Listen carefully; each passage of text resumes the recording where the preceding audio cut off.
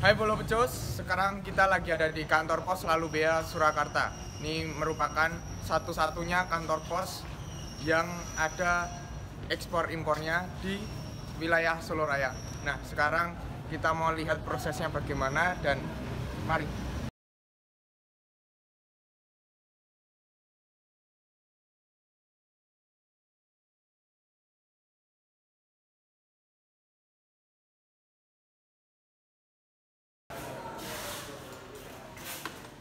Halo Mas. Halo, selamat pagi.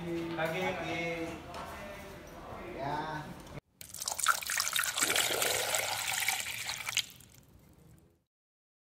Nah, sekarang kita udah ada di ruangan Bea Cukai yang berada di kantor pos Lalu Bea Surakarta. Nih, saya baru sama Mas Abdi, ditemani Bapak Pos, Pak Agung. Pak Agung atau Mas Agung. Nih, Ya. sedang ngapain Mas? Ini lagi meriksa barang kiriman pos dari luar negeri. Ini kedapatan ada sebuah kamera, tapi tertulis di pemberitanya 15 bulan. Jadi kita akan memeriksa harga sebenarnya. Jadi kita cek dulu, kita buka dulu. Dibuka. Ya. Unboxing. Unboxing oleh pihak pos. Jadi kalau di kantor pos tuh unboxing terus. Unboxing guys. Gitu. Ini kita buka, coba lihat.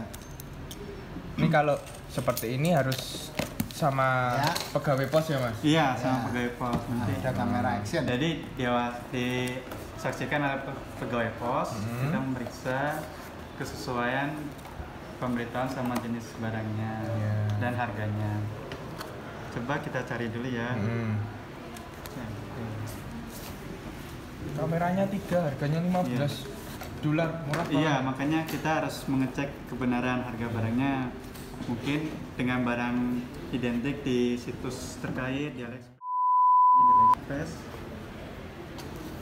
Oh, ketahuan sudah. Satunya ini 30 dolar. 30 dolar, tapi di 30. situ nulisnya 15 15. seluruhan barangnya 30 kali 3 Ya. 90. Berarti kan antara pajak lebih daripada 75 dolar harus dikenakan pajak dan Iya, masuk. Jadi seperti itu. Setelah ini nanti biasanya ada apa Mas? Berita acara itu ya? Oh, ketika kita meriksa harus membuat berita acara pemeriksaan sehari untuk beberapa pemeriksaan boleh dilakukan. Boleh buat kita masukkan kembali setelah sudah diperiksa. Mas, ini berarti yang ini tadi harus bayar ya Mas? Ya, nanti orangnya diminta datang ke sini untuk konfirmasi harga sebenarnya berapa. Nanti apabila sudah melebihi dari 75 dolar, Ya. harus bayar pajak sama masuk dengan diterbitkannya SPP BMCP. Gitu. Orangnya kesini. Orangnya ke sini nanti. Oh, ya. Nah, gitu. Terus ada barang lain nggak nih Mas? Oh ya, tadi kebetulan kita mendapatkan juga barang larangan. Kayak apa tuh larangan? Oh, larangan kan ada, bisa dicek di NSW itu lantas bisa dicek kalau untuk mau cari sendiri. Tapi ini ada contoh barang larangan berupa menurut undang-undang pornografi, barang yang menyerupai alat kelamin itu dilarang. Nah, ini miripnya dari mana? Jadi bisa dibuka, nah, seperti itu. Oh. Isinya seperti ini. Oh, Jadi barang-barang seperti ini dilarang masuk ke Indonesia. Prosesnya kayak apa pas X-ray kita cek? Ini saya bareng Mas Fidra. Halo Mas. Ya, selamat pagi. Iya, ini lagi ngapain nih Mas? Ini saya lagi review yang barang-barang tadi kita X-ray. Jadi sebelum diperiksa sama pihak pelayanan TKC, kita X-ray dulu barang-barang di sini. Jadi kita bisa lihat barang mana sih yang perlu kita atensi, barang kira-kira yang masuk itu barangnya apa aja. Terus apakah ada barang yang perlu kita atensi, gitu, perlu kita lakukan pemeriksaan lebih lanjut. Nah, ini jadi seperti ini proses X-ray-nya. Dilihat bisa nggak? Bisa. Nah, itu barangnya nanti kelihatan apa aja yang ada di dalamnya. Jadi ini sebelum diperiksa sama Mas Abdi tadi sama Mas Agung yang dari kantor pos itu di screening kayak gini. Jadi kelihatan semua bentuk barangnya kayak apa, terus kandungannya itu apa aja. Biasanya kalau ini dilihat aja sini. Kita cek. Nah, ini kalau logam warnanya biasanya biru gini. Tuh. Ini kayak ini nih, ada contohnya satu, ini ada barang kayak kelihatan kayak boneka. Boneka. Nah, tapi di bagian sininya itu ada kayak bahan lain di situ. Iya. Nah, ini yang warnanya hijau ini. Nah, nanti kita kasih tahu ke pihak PKC nanti biar diperiksa lebih lanjut. Itu ada apa sih di situ? Ya, oke. Jadi kayak gitu proses screeningnya, X-ray-nya. Jadi buat yang mau macem-macem apalagi nyelundupin narkoba, awas saja ya. Ketat. Sini masuk, permisi Bu. Silakan. Ini kita baru nge-vlog nih dari PLI. Oh, mau iya. nanya-nanya bagaimana prosesnya Duduk biar dulu dong. masyarakatnya tahu gimana. Gimana?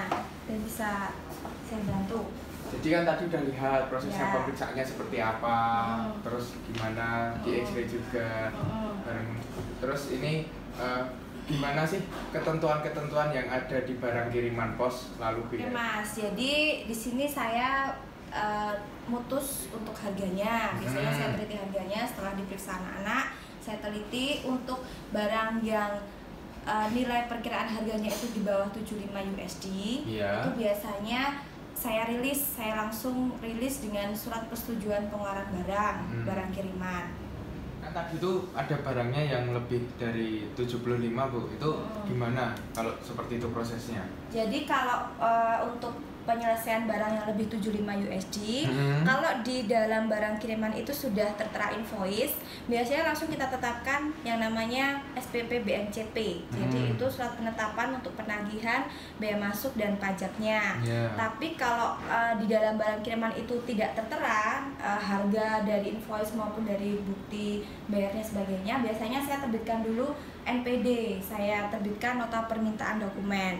Di situ kita memberi kesempatan kepada si penerima barang untuk bisa mengonfirmasi sebenarnya dia belinya harganya berapa sih gitu. Jadi seperti itu Mas.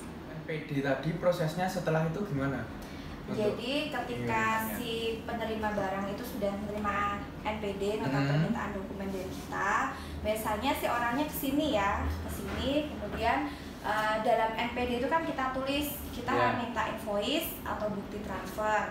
Kalau setelah kita teliti untuk invoice-nya itu valid, kemudian harganya juga sesuai dengan harga yang sudah kita teliti di mungkin website atau di mana, itu biasanya kita langsung terima. Kalau itu kurang dari 75 langsung kita rilis. Tapi kalau itu lebih kita terbitkan tagihan. Tapi terkadang juga ada invoice yang tidak valid Mas. Jadi dia bisa edit lewat scan atau lewat PDF seperti itu. Nah seperti itu harus kita teliti lebih dalam lagi. Kalau memang harganya jauh dari harga pasar, biasanya kita punya wewenang untuk menetapkan harga sesuai dengan harga pasar. Jadi intinya biar tidak untuk melindungi produk di lokal biar harganya tidak bersaingnya tidak terlalu ini. Tadi kan pas pemeriksaan Mas Abdi tadi kan ada termasuk barang lartas. Nah itu taunya lartas atau enggak itu di mana sih Bu sebenarnya? Gitu.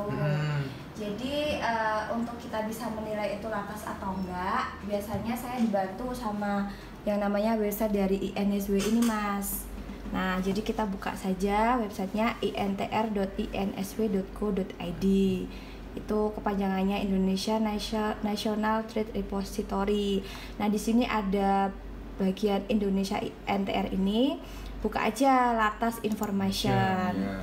Nah, kemudian kita tulis aja, Mas pengen tahu impor apa aja yang termasuk lartas. Kita klik lartas impor description-nya. Misalnya kita masukkan di sini ya, senjata api gitu ya.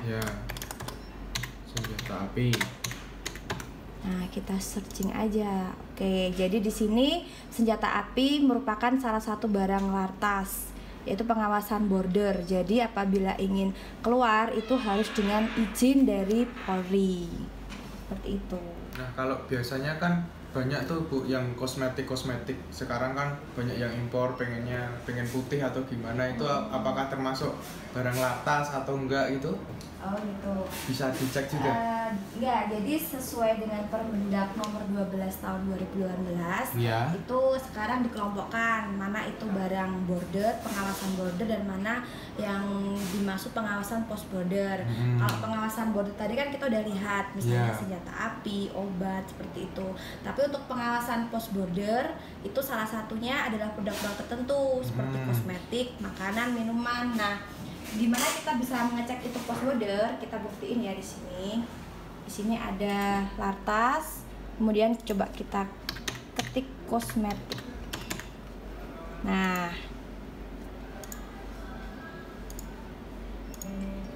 Nah, di sini kan disebutkan pengawasan post border. Jadi untuk pengawasan post border sendiri, terutama untuk keperluan pribadi, itu biasanya kita hanya kita rilis, kita setuju keluar, tapi si penerima barang itu harus mengisi form dari BPOM, di mana produk itu tidak untuk diperjualbelikan, kemudian untuk keperluan pribadi, dan apabila ada hal-hal yang terkait bukan jadi tanggung jawab dari pihak kita. Jadi itu post border adalah suatu pengawasan yang diawasi setelah barang itu keluar dari kawasan pabean. Itulah bedanya post border dan border. Jadinya ngimpor kosmetik nggak apa-apa ya? Nggak apa-apa, ya asalkan harus memenuhi persyaratan tersebut tadi. Iya. Jadi ini nih Mas, untuk contoh formulir pemberitahuan pemasukan obat dan makanan dari BPOM. Jadi si penerima barang harus mengisi data identitas dirinya. Kemudian di bawahnya ada ketentuannya bahwa produk ini hanya dipergunakan sendiri dan tidak diperbolehkan untuk dipasarkan. Kemudian bea dan cukai tidak bertanggung jawab terhadap resiko yang terjadi atas penggunaan produk tersebut. Dan apabila terjadi pelanggaran, maka akan dikenakan sanksi sesuai peraturan perundang-undangan. Seperti itu Mas. Dan ini kita sampaikan setiap bulan ke BPOM. Jadi yang mau impor kosmetik nanti boleh aja, mau impor masker atau apa itu, tapi ada syaratnya mengisi form ini. Ini wajib diisi untuk kita serahkan ke Badan POM. Dan syaratnya untuk keperluan pribadi saja. Ya, yang jelas untuk keperluan pribadi dan jangan diperjualbelikan, oke? Kalau misalnya tadi setelah terbit SPP BMJP itu kalau misalnya barangnya nggak diambil-ambil, nah itu terus proses selanjutnya gimana? Oh gitu. Yeah. Jadi kalau kita sudah terbitkan SPP BMCP nih, kita kasih waktu sama si pemilik barang atau penerima barang itu dengan jangka waktu 60 hari. Kalau dalam jangka waktu 60 hari sejak diterbitkan SPP BMCP dia tidak melunasi, tidak mau membayar, maka kita akan memberlakukan mekanisme BNN barang tersebut.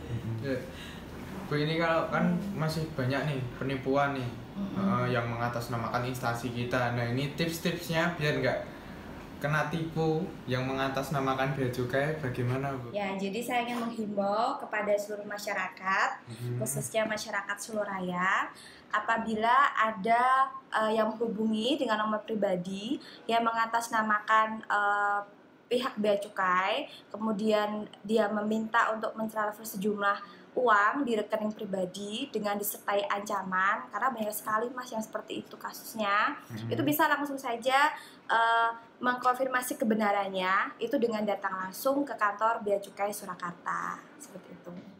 Untuk alamatnya, alamat kantor Bea Cukai Surakarta bisa dicek di bawah ini. Dan cukup itu saja untuk kita jalan-jalannya di kantor pos lalu Bea Surakarta. Dan sampai jumpa di vlog selanjutnya di bulan depan. Bye!